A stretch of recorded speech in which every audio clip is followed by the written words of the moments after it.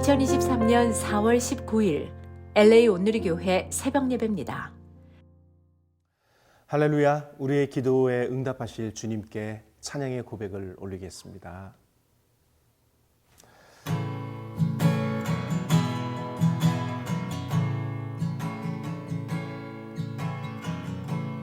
나의 기도하는 것보다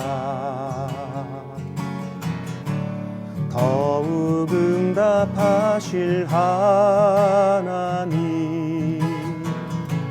나의 생각하는 것보다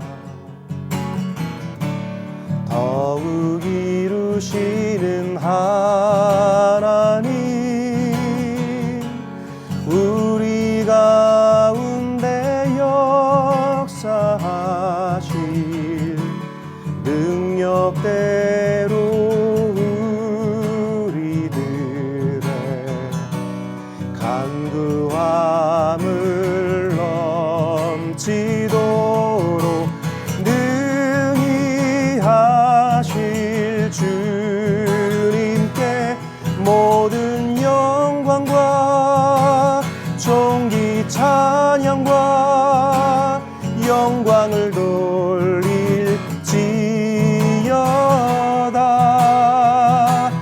모든 영광과 존귀 찬양과 경배를 돌릴지어다.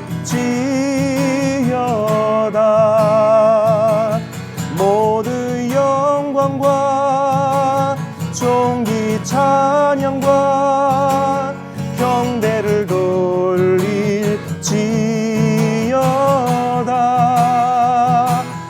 모든 영광과 존귀 찬양과 경배를 돌릴지어다.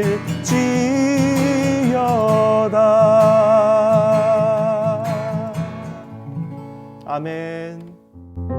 오늘 말씀은 사무엘하 5장 13절에서 25절입니다. 다윗은 헤브론을 떠난 후 예루살렘에서 더 많은 첩들과 아내들을 두었고 아들, 딸들을 더 많이 낳았습니다. 예루살렘에서 그가 낳은 아이들의 이름은 삼무아, 소박, 나단, 솔로몬, 이팔, 엘리수아, 네벡, 야비야, 엘리사마, 엘야다, 엘리벨렐입니다. 이스라엘이 다윗에게 기름 부어 왕으로 삼았다는 말을 듣고 블레셋 사람들이 모두 일어나 다윗을 잡으려고 올라왔습니다. 다윗은 이 소식을 듣고 요새로 내려갔습니다. 블레셋 사람들도 가서 르바임 골짜기를 메웠습니다. 다윗은 여호와께 물었습니다. 블레셋 사람들에게 맞서 올라갈까요? 저들을 제 손에 넘겨주시겠습니까? 여호와께서 그에게 대답하셨습니다. 올라가라. 내가 블레셋 사람들을 반드시 내 손에 넘겨주겠다. 그리하여 다윗은 바알브라심으로 갔고 거기서 그들을 물리쳤습니다. 그가 말했습니다. 여호와께서 내 앞에서 봇물 터뜨리듯 내 원수들을 치셨다. 이렇게 해서 그곳을 바알브라심이라고 불렀습니다. 블레셋 사람들이 그곳에 자기 우상들을 다 버리고 도망했으므로 다윗과 그의 군사들이 그것을 다 치워버렸습니다. 블레셋 사람들이 다시 올라와 르바임 골짜기를 메웠습니다. 다윗이 여호와께 물었더니 그분이 대답하셨습니다. 정면으로 올라가지 말고 포위하고 있다가 저들 뒤 뽕나무 숲을 맞은편에서 저들을 덮쳐라. 뽕나무 꼭대기에서 행군하는 소리가 들리면 바로 재빨리 나아가라. 여호와가 내 앞에 나아가 블레셋 군대를 칠 것이다. 그러자 다윗은 여호와께서 명령하신 대로 게바에서부터 게셀까지 쫓아가며 블레셋 사람들을 무찔렀습니다. 할렐루야. 4월 19일 수요일 아침입니다. 오늘 하루도 우리의 믿음이 하나님 앞에 한 뼘씩 자라는 귀한 날 되기를 바랍니다. 경상도 사투리 중에 아까멘치로 이런 말이 있습니다. 아까는 표준말입니다. 근데 멘치로는 도대체 어디서 나왔는지 알 수 없는 그런 말이죠. 조금 전에 뭐 이런 표현으로 아까 표준어인데 지역에 따라서 아까 맹키로 이렇게 쓰는 말도 있습니다. 늘 하던 대로라는 그런 표현입니다. 그런데 이 단어가 우리의 태도에 대해서 쓰여지게 되면 좋은 의미입니다. 처음처럼 변함없이 똑같은 모습으로 계속되는 것이죠. 그러나 방법에 있어서 아까 맨키로 이 말이 반복되면 우리가 흔히 하는 영어 표현 중에 매너리즘이라는 표현을 쓰게 됩니다. 늘 하던 대로 반복되는 것이죠. 여러분, 다윗이 골리앗을 쓰러뜨리고 죽인 것은 물맷돌 하나와 골리앗의 칼입니다. 그 방식이 다윗의 평생 동안 계속됐다면 어떤 생각이 드시겠습니까? 전투를 치를 때마다 지난번처럼 하나님이 나를 승리하게 하실 것이다. 믿음은 좋은데 방법은 여전히 물맷돌 5개만 들고 나가고 첫 번째 물맷돌에 상대가 쓰러지길 바라고 그 상대의 칼로 그의 목을 베기를 바라는 발전과 성장이 없는 상태에서 계속해서 반복하는 모습이죠. 물리학에서는 이것을 관성이라고 표현합니다. 가던 방향대로 쭉 가는 것이죠. 우리에게는 또한 습관이 될 수도 있습니다. 타성이라는 말, 우리가 젖는다라는 표현을 붙이죠. 타성에 젖는다, 타성에 물든다. 이것이 바로 예전의 익숙함에서 벗어나지 못한 채 편함을 추구하며 발전 없이 늘어져 있는 모습을 표현할 때 이렇게 쓸 수 있습니다. 다윗이 강성할 수 있었던 이유는 어제 본문 오늘 본문 계속 나오는데 하나님이 함께 하시기 때문이었습니다. 그러나 하나님과 함께 하신 다윗에게는 분명 변화가 있었습니다. 발전이 있었고 성장이 있었고 성숙이 있었던 것이죠. 오늘 성장하는 믿음을 가지고 하나님과 계속 동행해 나가는 다윗의 모습을 함께 보면서 저와 여러분이 오늘도 하나님과 더 가까워질 수 있는 하루가 되기를 예수님 이름으로 축복합니다. 13절에서 16절 같이 읽어보겠습니다. 시작. 다윗은 헤브론을 떠난 후 예루살렘에서 더 많은 첩들과 아내들을 두었고 아들, 딸들을 더 많이 낳았습니다. 예루살렘에서 그가 낳은 아이들의 이름은 삼무아, 소밥, 나단, 솔로몬, 이팔, 엘리수아, 네벡, 야비야, 엘리사마, 엘라다, 엘리벨렛입니다. 아멘. 다윗은 유다의 수도로 삼았던 헤브론에서 두 왕비와 함께 살았었죠. 7년 반을 그곳 살다가 이제 헤브론을 떠나서 예루살렘으로 옵니다. 그리고 더 많은 후궁들을 맞아들이고 더 많은 자녀들을 낳습니다. 그가 예루살렘에서 낳은 아이들의 이름이 나오는데 삼무아, 소밥, 나단, 솔로몬, 이팔, 엘리수아, 네벡, 야비야, 엘리사마, 엘라디아, 엘리벨렛 등으로 나옵니다. 자, 오늘날의 기준으로 일부 다처제를 받아들일 수 없습니다. 몰몬교 교도들이 하고 있는 것도 미국 법상 합법은 아니죠. 그러나 고대 근동의 문화와 풍습으로는 이런 일들이 있었습니다. 옳고 그름을 따지기보다는 그때는 그랬었다라고 인정할 수밖에 없죠. 그리고 그 당시에 일부 다처제와 이 많은 자손은 번영의 상징이었습니다. 성경이 이런 다윗에게 있는 많은 후궁과 자녀들을 언급하는 것은 오늘날 우리에게 이렇게 살아라라고 얘기하는 게 절대로 아니고 당시에 다윗의 왕권이 그만큼 강력했다는 것을 묘사하고 있는 것이죠. 그때가 태평성대의 시기였고 다윗의 통치와 번영이 가장 극대치에 이르렀던 그런 때였다는 것입니다. 그래서 우리가 이런 공식을 발견할 수 있죠. 다윗이 하나님과 함께 했고 하나님은 다윗을 강성하게 했고 그 결과로 이런 태평성대가 오게 되었다는 것입니다. 자, 그러나 평안 중에도 시험이 찾아옵니다. 그리고 이런 시험의 때에 다윗이 어떤 태도를 보이는가 하는 것이 그의 믿음의 척도가 됩니다. 17절 18절 같이 읽습니다. 시작.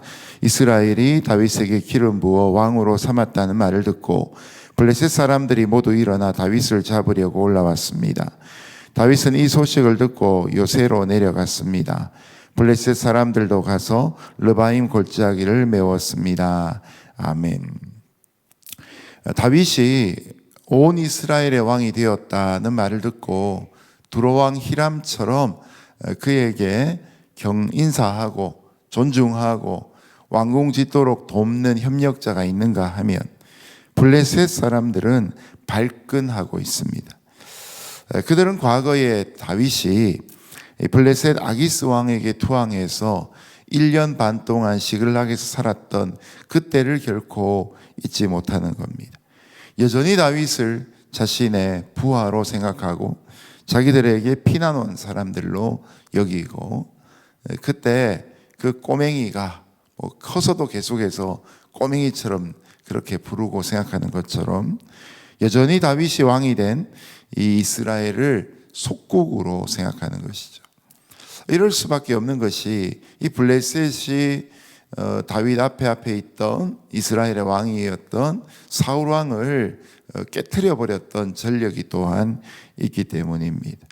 사울을 죽이게 했던 그 대승리를 거두었던 블레셋이 다윗도 마찬가지로 물리칠 수 있다, 이런 생각을 하게 되었던 것이죠.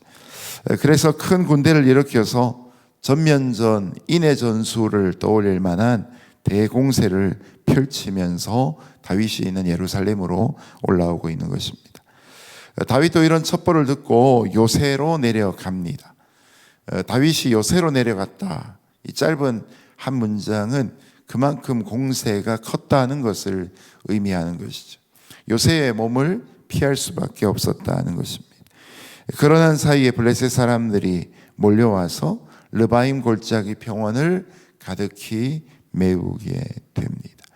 어찌 보면 다윗도 감당하기 어려운 형편이 되었다는 것을 말합니다. 자, 인생에 시련이 있고 평안한 시기가 있습니다. 시련은 거치고 평안을 누리면 참 행복합니다. 그런데 평안을 누리고 있다가 갑자기 시련을 맞으면 당황하기 시작합니다. 시련의 시기에는 우리의 영성이 깨어 있습니다. 그러나 평안의 시기에는 우리의 영성이 잠들기 쉽습니다. 여기에 장사가 결코 많지 않습니다. 그래서 우리의 삶에 보면 하나님께서 평안이 목적이 아니라 깨어 있는 것이 목적이고 하나님과 함께하는 것이 우리에게 목적이기 때문에 이런 블레셋과도 같은 이들의 공격을 허용하기도 하시는 것이죠. 평안한 중에 긴장이 풀리면 다시 고삐를 잡기 어렵습니다. 자, 그런데 이런 위기에 다윗은 그러면 어떻게 하느냐? 이것이 오늘 우리에게 주어지고 있는 문제이며 교훈의 시작이 됩니다. 위기의 순간에 자신이 가장 의지하는 것을, 가장 믿을 만한 것을 선택하게 되어 있죠. 저 속에 있는 오래된, 그러나 그동안 묵혀두었던 것이라 할지라도 믿는 바를 끄집어내게 되었다는 것이죠. 실제로 그럴 일이 있을 법도 한데 어느 스님이 징검다리를 건너다가 그만 중심을 잃고 넘어질 뻔합니다. 그 순간에 아이고 하나님이라고 외쳤다 그러지 않습니까? 부처에게 절하고 부처를 숭배하지만 마음 깊숙한 곳에 하나님이 구원자이다라는 것을 알고 있기 때문이 아닐까 싶습니다. 반대로 우리 그리스도인들은, 성도들은 과연 그 위기의 순간에 누구를 찾는가 하는 것이죠. 영화에 보면 가끔씩 참 당황스러운 게 나오는데 교회 다니는 권사님이 점집 찾아가지고 점을 치고 자기 자녀의 장래에 대해서 질문하고 이런 내용들이 나옵니다. 위기의 순간에 우리가 꺼내는 히든 카드가 누구냐? 하나님이 되셔야 우리 신앙이 정상적인 것이 되는 것이죠. 늘 깨어 있다면 좋은 것입니다. 그러나 평안으로 인해서 무뎌져 있다면, 하나님이 허용하시는 시련 앞에서, 위기 앞에서 하나님을 히든카드로 삼아야 되고, 하나님 아버지의 이름을 불러야 하고, 하나님 앞에 무릎을 꿇는 삶이 되어야 할 것입니다. 19절에서 21절, 다윗이 누구를 찾는가 하는 모습이 나옵니다. 19절에서 20절입니다. 21절입니다. 같이 읽습니다. 시작. 다윗은 여호와께 물었습니다. 블레셋 사람들에게 맞서 올라갈까요? 저들을 제 손에 넘겨주시겠습니까? 여호와께서 그들에게 대답하셨습니다.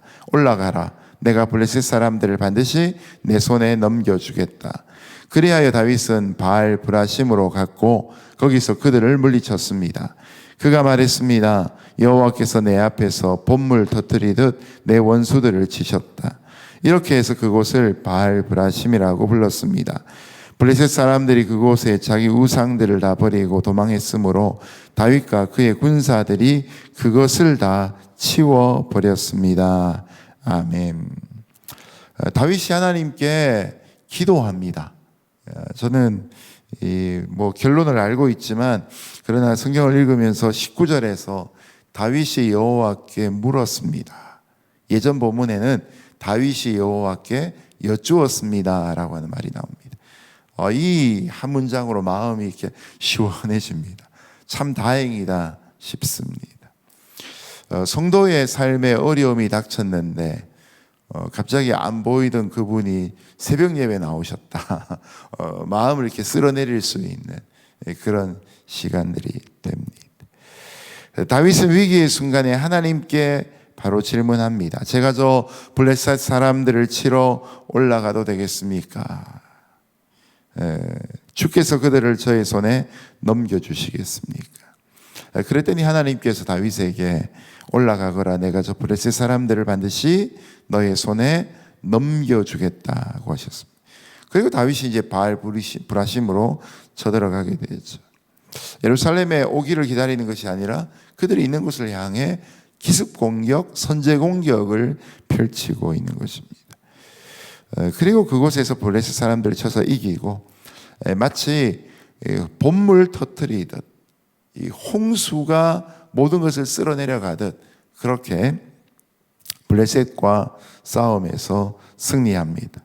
이 바알브라심이란 말이 바로 그렇게 홍수의 모든 것을 휩쓸어 버리듯 봇물이 터뜨려지듯 이런 표현을 갖고 있는 것이죠. 그랬더니 이 블레셋 사람들이 이 전쟁을 치르기 위해 갖고 나왔던 그들의 우상 단지들을 다 내팽겨 쳐놓고 주랭랑치고 있는 것입니다. 여기에서 하나님께서 이 블레셋 사람들과의 전투에서 다윗을 이기게 하신 이유가 한 가지 등장합니다. 하나님이 블레셋 사람과 다윗 사이에 개인적인 원수를 갚게 하신 것이 아니라 블레셋 사람들이 섬겼던 우상 때문에 하나님이 영광을 받으셔야 할 그곳에 우상 단지가 영광을 받고 있는 그것 때문에 하나님의 전쟁에 다윗을 사용하셔서 블레셋과의 전투에서 다시 한번 승리하게 하신 것을 보여주고 있는 것입니다.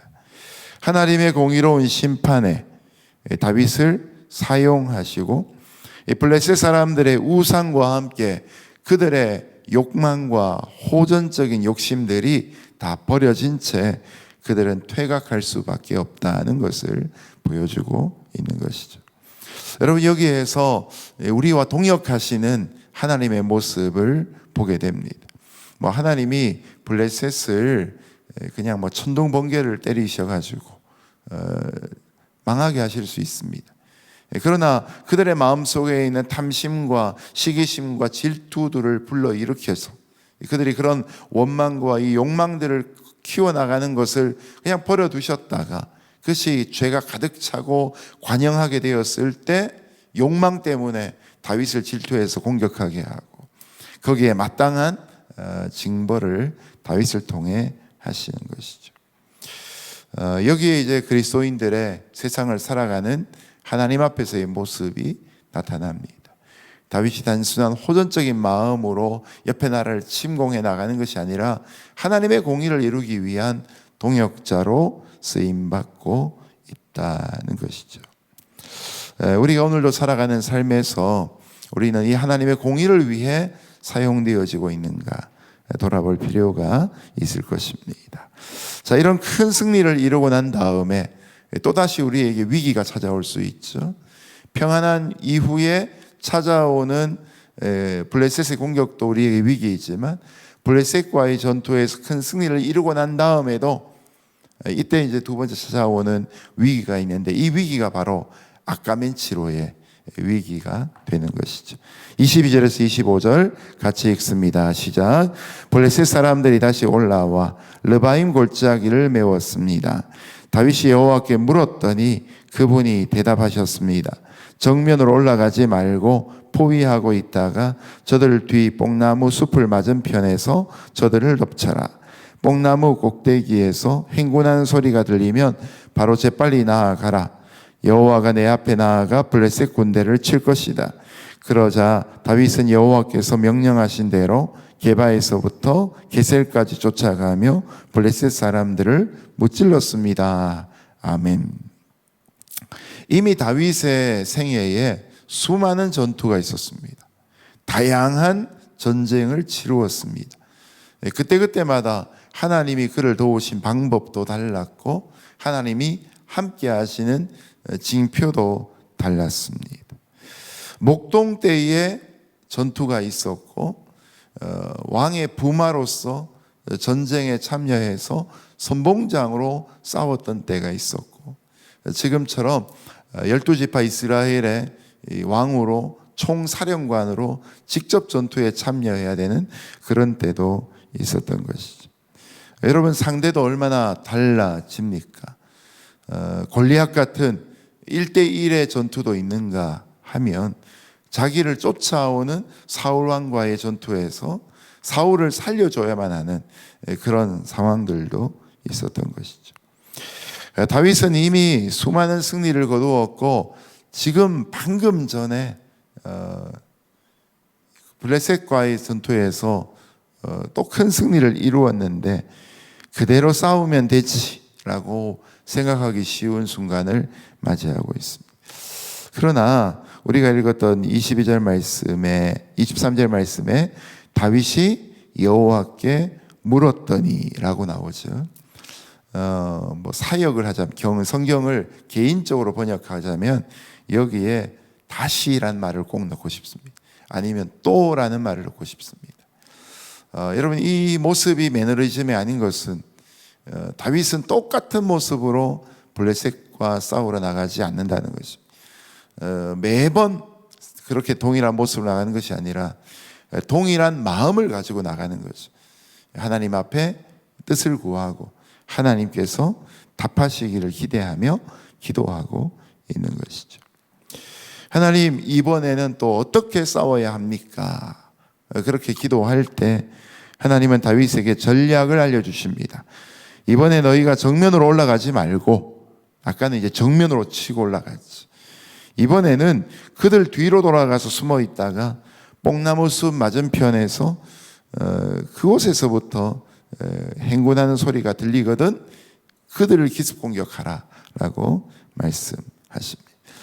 신호가 어떻게 돼야 되는지 진격의 순간 언제인지 자세하게 알려주시는 말씀이 나타납니다. 그래서 하나님의 말씀대로 했더니 게바에서 게셀에 이르기까지 이 블레셋 군대를 계속해서 치며 무찌르며 나아갑니다.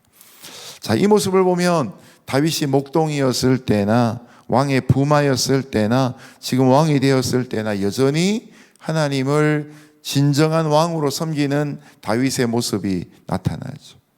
여전히 하나님께 묻고 하나님의 전략에 순종하며 나아가고 있는 것입니다. 똑같은 방식으로 전쟁에 나가지 않고 하나님을 섬기는 똑같은 마음으로 나아가고 있는 다윗의 모습입니다. 여러분 예수님의 이 생애도 가만히 복음서에서 묵상해 보면 아까멘치로 하신 일들이 별로 없습니다. 예수님께서는 늘 하시던 마음이지만 사람을 만날 때마다 그 사람에 대한 모습이 다르셨습니다. 눈 보지 못하는 자들 눈뜨게 할 때 매번 똑같은 방법이 아니었죠. 어쩌면 베드로는 어젯밤에 자기 장모의 열병을 고치셨던 예수님께서 계속해서 병자를 고치기를 원하는 마음으로 기도 중에 있는 예수님을 막 찾아가서 예수님 오십시오, 고칠 병자가 많습니다 라고 그렇게 이야기했던 것 같습니다. 예수님은 하나님과의 임재 앞에서 기도하시며 우리가 다른 마을로 가자, 거기에도 복음을 전해야 한다. 구태의연한 모습을 보이는 것이 아니라 날마다 새로운 모습으로 하나님 앞에 나아가는 것이죠. 그러므로 우리가 하나님께 여쭙는다, 하나님께 묻는다, 다르게 이야기하면 기도한다, 그만큼 소중한 것이죠. 아침에 첫 시간을 어떻게 쓰느냐에 따라서 하루가 달라질 수 있는 것이죠. 어젯밤에 내가 하루를 살고 지치고 피곤한 마음으로 받은 스트레스를 그대로 품고 잠들었다가 악몽에 시달리고 꿈에서도 결코 만나고 싶지 않은 사람을 만나가지고 그 나쁜 기분을 가지고 하루를 또다시 그렇게 나가고 살아간다면, 그 분주함으로 계속 살아간다면, 어제 했던 그 방식대로 똑같은 방식으로 또 오늘 살아간다면 어쩌면 우리의 삶에 한 번의 승리는 있을지 몰라도 계속해서 매너리즘에 빠지고 반복되는 우울감과 패배감 속에 살아가게 될 것입니다. 이것을 이제 깰 수 있는 자리가 어디냐? 바로 하나님과의 첫 시간이다 하는 것이죠. 하나님을 만나는 시간이고, 뭐 일주일의 삶을 그렇게 삶의 루틴하게 매너리즘에 빠질 수 있는 것을 깨뜨릴 수 있는 자리가 어디인가? 이게 바로 주일 예배, 하나님께 드리는 안식일의 의미가 되는 것이죠. 우리에게 안식을 주신 하나님의 목적은 이런 루틴 속에 빠져서 매너리즘으로 살아가고 옛날 방식을 여전히 고집하며 방식은 고집하지만 마음을 잃어버린 이런 모습으로 우리가 살지 않도록 깨우치시는 하나님의 마음이 있는 것입니다. 오늘도 하나님은 우리와 함께 하실 때 우리가 강건해질 수 있음을 꼭 기억하실 수 있기 바랍니다. 그리고 하나님은 날마다 새로움을 추구하시는 분이십니다. 변함없는 신실한 분이지만 하나님의 방법은 무궁무진합니다. 하나님의 방식을 따라서 새로운 길로 나아가고 새 마음을 달라고 기도하며 하나님과 동역할 수 있는 귀한 하루 될 수 있기를 주님 이름으로 축복합니다. 오늘도 마음과 힘을 다하여 하나님을 사랑하는 우리에게 하나님은 새 날을 주시고 새 승리를 주실 것입니다. 두려움 없이 세상을 향해 나아가며 하나님의 승리를 경험하시는 귀한 하루 되기를 예수님 이름으로 축복합니다. 함께 주신 말씀 기억하며 함께 동성으로 기도하며 나아갑니다. 오늘도 하나님 새날 주신 것을 감사합니다. 어제처럼 사는 오늘 하루가 되지 않게 하여 주시고 오늘도 믿음으로 승리하며 나아가는 복된 하루 되게 하여 주옵소서. 오늘도 나의 마음을 정결하게 하여 주시고 새로운 마음을 창조하여 주시고 하나님만 붙잡을 수 있는 귀한 하루 되게 하여 주옵소서. 함께 동성으로 기도하며 나아갑니다. 하나님 아버지, 하나님께 영광 올려드립니다. 하나님이 우리와 함께 하여 주시고 우리 삶의 자리에 동행하시는 것을 인해 감사합니다. 평안 가운데 찾아오는 블레셋의 군대의 침략처럼 우리에게 예기치 못한 어려움과 고난들이 찾아올 때에 깨어있게 하여 주시고 하나님을 찾게 하시고 여호와께 여쭙게 하여 주시고 오늘도 하나님의 마음으로 하나님 앞에 서게 하여 주옵소서. 진리의 성령이 우리 가운데 오시어서 잠들어 있는 우리의 영혼을 깨워 주옵시며 하나님의 진리 가운데 우리 삶을 인도하여 주옵소서. 승리는 주께 있음을 믿으며 여호와의 방법과 그 인도하심과 구름기둥 물기둥으로 이끄시는 하나님의 인도와 보호 앞에 우리 삶을 맡길 수 있는 거룩한 삶이 되게 하여 주옵소서. 구체적으로 하나님을 찾는 자리 가운데 우리의 무릎이 꿇어질 수 있기를 소원합니다. 우리의 목소리 높여 하나님을 부르짖게 하여 하여 주옵시고, 들려진 하나님의 말씀 앞에 때로는 정면 공격으로, 때로는 참으로 후방 공격으로, 때로는 게릴라전으로 각양다른 방식으로 상대를 대하며 전사 대신 하나님의 방법, 우리의 군대 장관 대신 하나님의 방법을 따라 살아갈 수 있는 하나님의 일꾼들이 되게 하여 주옵소서. 오늘도 하나님의 말씀에 순종하는 하나님의 백성들의 삶에 여호와의 승리가 임하는 역사들이 있게 하여 주시고, 오늘도 교회 위에 하나님의 인도하심을 따라가는 복된 승리가 있게 하여 주옵소서. 우리 이 땅 LA를 위해서 기도할 때 이곳이 부흥의 장소가 되게 하여 주시고, 280개 한인교회 위에 은혜를 더하여 주시고, 연합하는 일이 많아지게 하여 주시고, 교회 안에 있는 갈등과 분열들이 떠나가게 하여 주옵시고, 모든 교회 위에 하나님의 영광이 임재하게 하여 주옵소서.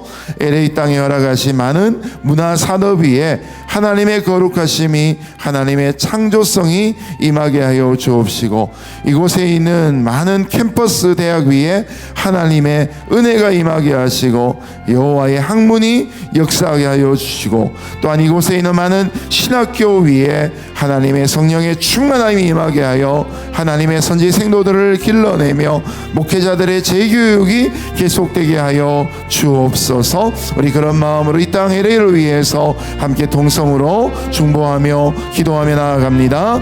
거룩하신 하나님 아버지, 감사합니다. 이 땅 LA를 과거 부흥의 장소로 사용하여 주시고, 참으로 거리를 걸을 때마다 마주치게 되는 수많은 교회들을 이곳에 허락하신 것을 감사합니다. 주의 은혜가, 주의 영광이, 주의 능력이, 주님의 기름 부으심이 이곳에 함께 하시고, 이 땅이 하나님의 부흥으로 쇄신되어지게 하여 주시고, 새 영으로 충만케 하여 주옵시고, 온전해지는 역사가 있게 하여 주옵소서. 하나님, 팬데믹 이후에 이곳 LA에 280개 한인교회가 있게 되었습니다. 교회마다 하나님의 역사로 함께하여 주옵소서. 하나님의 부흥이 교회마다 있게 하여 주시고, 하나님의 말씀이 강단을 새롭게 하여 주옵시고, 성도들의 마음 가운데 날마다 새로운 것으로 길어 고전해지는 귀한 선지자의 역사들이 이루어지게 하여 주옵소서. 아버지 하나님, 이 땅에 세워진 수많은 기업들 위에 함께하여 주옵시고, 특별히 문화산업 위에 성령의 기름으로 새롭게 하여 주옵소서. 만들어지는 영광 위에 주님의 창조성이 임하게 하여 주옵시고, 이곳에 있는 대학 캠퍼스 위에 하나님의 성령의 바람 불어오게 하여 주옵소서. 신학교들 위에 주님의 은혜가 임하게 하여 주옵시며, 이 모든 일들이 연합하여 하나님의 역사로 기름 붓음을 붓듯 임하게 하여 주옵소서. 아버지 하나님, 이 땅에 거룩한 성령의 바람 불어와 이곳이 부흥의 도시가 되게 하여 주시고, 아버지 하나님, 미국 땅의 두 번째 가는 이 LA라는 도시가 거룩하게 되어 이 땅 전체를 섬길 수 있는 귀한 실로와 같은 곳, 예루살렘 같은 곳, 주여 수문학 광장 같은 곳이 될 수 있도록 주님 역사하여 주옵소서. 이 땅에 있는 중보자들을 깨우시고 거룩한 손을 들어 이 땅을 향해 축복하며 기도할 때 하나님의 역사하심이 넘치는 일들 있게 하여 주옵소서. 세 번째로 같이 우리 계신 자리에서 계속해서 기도하며 나아갈 때, 다음 주 토요일에는 멕시코 캘리포니아 링컨시도 마을에서 우리 멕시코 어린이날 행사로 아울리치를 가게 됩니다. 어제 학교를 또 방문하고 준비되어져 가는 과정을 보았습니다. 특별히 이번에는 우리 교회뿐만 아니라 동양선교교회도 우리와 함께 동역하기 위해 나가게 됩니다. 하나님, 멕시코에 있는 교육조차 제대로 받을 수 없는 아이들의 마음속에 하나님의 복음이 분명히 심겨질 수 있는 귀한 아울리치 되게 하여 주옵소서. 위에서 함께 기도해 주시기 바라고요. 또한 각자 갖고 있는 중보의 제목 계속해서 계신 자리에서 기도하시며 하루 시작하시기를 바랍니다. 오늘도 하나님의 영이 함께 부어지기를 바랍니다. 이 시간 주의 이름 한번 부르짖고 통성으로 같이 기도하며 나아갑니다. 주의 이름 부릅니다. 주여!